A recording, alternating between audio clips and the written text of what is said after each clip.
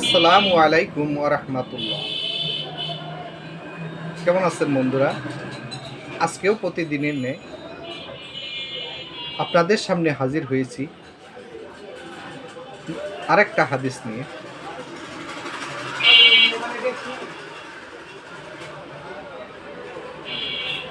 তলাবুল ইলমি ফারিদাতুন আলা কুল্লি মুসলিম। আজকে হাদিসের এই অর্থটা হচ্ছে দ্বীনি ইলম মানে দ্বীনি শিক্ষা, ইসলামী শিক্ষা অর্জন করা প্রত্যেক মুসলমানের উপর ফরজ। যে দ্বীনি ইলমটা কি? দ্বীনি ইলম হচ্ছে, আমরা যেহেতু মুসলিম, আমাদের মুসলিম রেওয়াতে আল্লাহ তাআলার দেওয়া যে বিধান আছে সে বিধান অনুযায়ী জীবনযাপন করা, সেই বিধান অনুযায়ী জীবনটাকে গঠন করা, তার বিধান অনুযায়ী চলা। আর তিনি যে একটা গ্রন্থ দিয়েছেন, আমরা সকলেই জানি আমাদের মুসলমানদের জন্য একটা গ্রন্থ, আবার খ্রিস্টানরা তারা একটা গ্রন্থ অনুসরণ করে, বাইবেল। তো যাই হোক, আমাদের মুসলমানদের জন্য যে আল কোরআন আছে, এই কোরআন অনুযায়ী মানে জীবন যাপন করা, জীবন গঠন করা, এই ইসলামী শিক্ষায় শিক্ষিত হওয়া, এটাকেই বলে দ্বীনি শিক্ষা। আর এই দ্বীনি শিক্ষা করাটা প্রত্যেক নর নারী মুসলমানের উপর, বিশেষ মুসলমান যারা, তাদের জন্য এটা খরচ করা হয়েছে। আপনি অন্য ধর্মের লোক, আপনার জন্য কিন্তু এটা খরচ করা হয়নি, কারণ আপনি তো ইসলাম মানেনই না। আপনি যদি ইসলামটাকে মানতেন তাহলেই না আপনার জন্য সেটা মানা ফরজ হতো, কারণ আপনি ইসলামকে মানেন না, যার কারণে আপনার উপর এটা কি ফরজ করা হয়নি।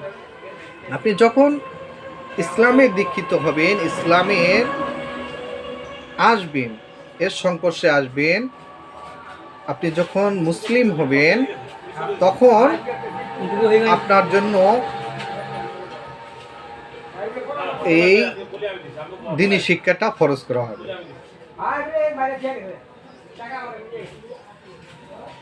আর যখন আপনি এটা মানবেন না, তখন আপনার জন্য কি ফরজ না। আর আপনার ছেলে মেয়ে, ছোট বাচ্চা যারাই আছে, আমি মনে করি প্রত্যেকটা সন্তানকে, মুসলমানের প্রত্যেকটা সন্তানকে প্রাথমিক অবস্থায় তার দ্বীনি শিক্ষায় শিক্ষিত করা অত্যন্ত জরুরি। জরুরি এ কারণে যে আপনি যখন আপনার সন্তানকে ছোট্ট বাল্যকালে দ্বীনি শিক্ষা দিবেন, আর এই শিক্ষায় যখন সে শিক্ষিত হবে, তারপরে যখন সে বড় হয়ে যাবে, আপনি তাকে জেনারেল লাইনে পড়ান বা আরবি লাইনে পড়ান, দ্বীনি লাইনে পড়ান, যে কোনো লাইনে আপনি পড়ান না কেন, এই যে আপনি তাকে দ্বীনি শিক্ষায় শিক্ষিত করলেন, সে কোরআন পড়তে পারবে, ইসলামিক জ্ঞান তার ভিতরে থাকবে, তখন আর যাই হোক ওই ছেলেটা পথভ্রষ্ট হওয়ার সম্ভাবনা খুবই কম থাকে। সে যদি জেনারেল লাইনেও পড়ে, জেনারেল লাইনের বিভিন্ন ধাপ আছে, যে কোনো ধাপে পড়ান না কেন, সে কি করবে, ওই যে বাল্যকালে আপনি তাকে দ্বীনি শিক্ষা দিয়েছেন, সে চেষ্টা করবে ইসলামিক যে নিয়ম কানুনগুলো রয়েছে সেগুলো মেনে চলার জন্য। সে নামাজ পড়বে, রোজা রাখবে, হজ করবে, জাকাত দেবে, যে ইসলামের যে কার্যকলাপগুলো আছে সেটা তার ভিতরে কি বহিঃপ্রকাশ ঘটাবে। আর আপনি যখন ওই ছেলেকে বা ওই মেয়েটাকে দিনই শিক্ষা দিবেন না, শুধু জেনারেল লাইনে লেখা করাবেন, তখন সে বড় হলে এই যে দিনই শিক্ষার যে গুরুত্বটা, প্রয়োজনীয়তা সেটা সে বুঝবে না।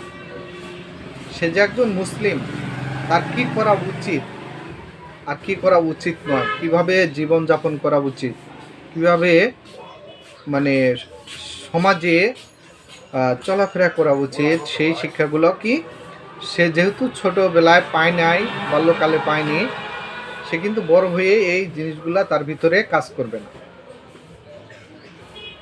এই জন্যে আপনাকে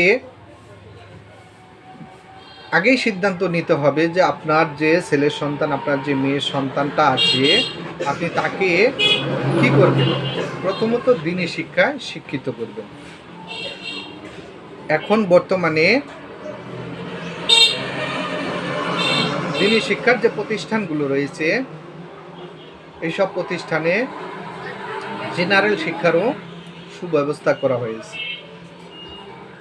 আরবি শিক্ষার পাশাপাশি জেনারেলের যে লেখাপড়াগুলো আছে, এই লেখাপড়াগুলো করানো হয়। এবং কি সারা দেশের ভিতরে ভালো ভালো অনেক নামকরা প্রতিষ্ঠান আছে, আপনি চাইলে সেগুলোতেও আপনার সন্তানকে ভর্তি করিয়ে সুশিক্ষায় শিক্ষিত করতে পারেন। সর্বোপরি আমি আপনাদেরকে বলবো যে আপনার সন্তানকে দিনী শিক্ষা দিন, এলমে দিন শিক্ষা করান। এলমে দিন শিক্ষা করা প্রত্যেক মুসলমানের উপর যেহেতু ফরজ, আপনি আগে আপনার সন্তানকে এলমে দিন শিক্ষা দিন, তারপরে জেনারেলে পড়ান বা যে কোনো ইয়াতে পড়ান, আপনি পড়াইতে পারেন।